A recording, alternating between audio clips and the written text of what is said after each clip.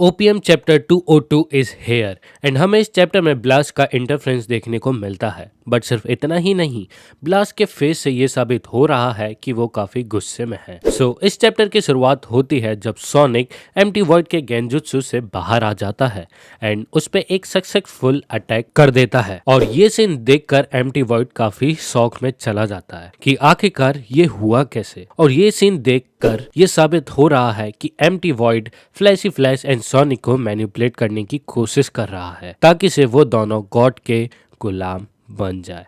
But ऐसा नहीं होता। तो इस चैप्टर की शुरुआत काफी डिसेंट हुई है। तभी हमें नेक्स्ट पेज में दिखाया जाता है सोनिक का गेंजुत्सु वाला सपना, जिसमें हमें देखने को मिलता है कि एक मॉन्स्टर सेल उसको बुला रहे हैं एंड सोनिक भी उन मॉन्स्टर सेल को रिकॉग्नाइज कर लेता है, लेकिन इस बार वो कुछ फ्रेश वन रहते हैं। देन वी सॉ कि उनमें से कुछ मॉन्स्टर सेल गैस की तरफ बढ़ने लगते हैं एंड उसमें से एक जाके उस तवे पे जाके बैठ जाता है एंड बाकी के मॉन्स्टर सेल उसको पकाने लगते हैं। देन जो मॉन्स्टर सेल पक रहा होता है वो फुल्ली तैयार हो जाता है खाने के लिए और ये मॉन्स्टर सेल बिल्कुल वैसा ही दिख रहा है जैसे हमने फ्लैशी फ्लैश के सपने में उस इंसान को देखा था जिसकी गॉड जैसी अपीयरेंस थी। और सिर्फ इतना ही नहीं, उस मॉन्स्टर सेल को पकाया जा रहा था बाकी अदर मॉन्स्टर सेल के द्वारा एंड जैसे ही वो पक जाता है तो वो सोनिक को बुलाते हैं, टेबल पे बिठाते हैं, उसके गर्दन पे कपड़ा बांध के उसको बोलते हैं उस मॉन्स्टर सेल को खाने के लिए ताकि से वो गॉड का गुलाम बन पाए। लेकिन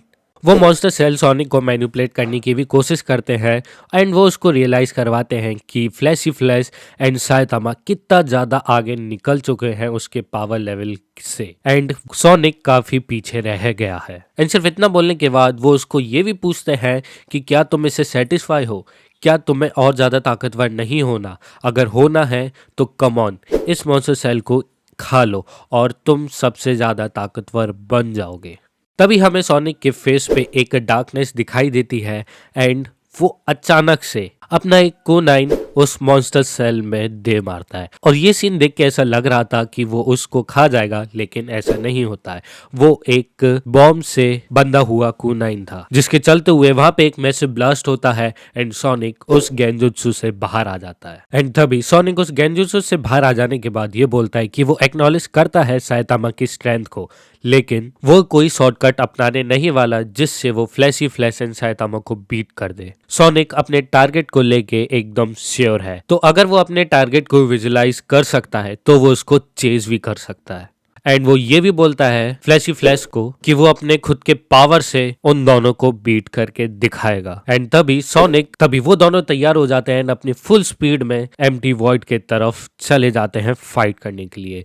लेकिन देन एम्प्टी वॉइड उन दोनों से लाख गुना ज्यादा तेज है एंड बस पलक झपकते ही एम्प्टी वॉइड उन दोनों के पीछे आ जाता है एंड बस उतने ही देर में वो अपनी दोनों शॉट को ड्रॉन करता है उन दोनों को खत्म करने के लिए। लेकिन पलक झपकते ही उसके पीछे उसका ओल्ड पार्टनर ब्लास्ट आ जाता है एंड ब्लास्ट एम्प्टी वॉइड को बहुत प्यार से ग्रीट करता है। एंड जब तक एम्प्टी वॉइड कुछ रियलाइज करता या फिर ब्लास्ट का वो पूरा नाम भी ले पाता, उतनी ही देर में ब्लास्ट उसके चेहरे पे एक बहुत जोर का पंच जड़ देता है और इसके चलते हुए एम्प्टी वॉइड काफी दूर जाके गिरता है। और बस इसी के साथ ये चैप्टर हो जाता है समाप्त। Now come to think of it, जिस हिसाब से ये फाइट चल रही थी Empty Void, Sonic and Flashy Flash के बीच में, मुझे नहीं लगता कि एम्प्टी वॉइड अपना फुल पोटेंशियल या फिर फुल पावर यूज कर भी रहा होगा। वो सिर्फ इतना ट्राई कर रहा होगा कि सोनिक एंड फ्लैशी फ्लैश वो दोनों गेंजुत्सु में आ जाए एंड गॉड के सर्वेंट बन जाए। But in the and blast का वहां पे अपीयरेंस देखने को मिलता है हमें। अब मुझे इस हिसाब से लग रहा है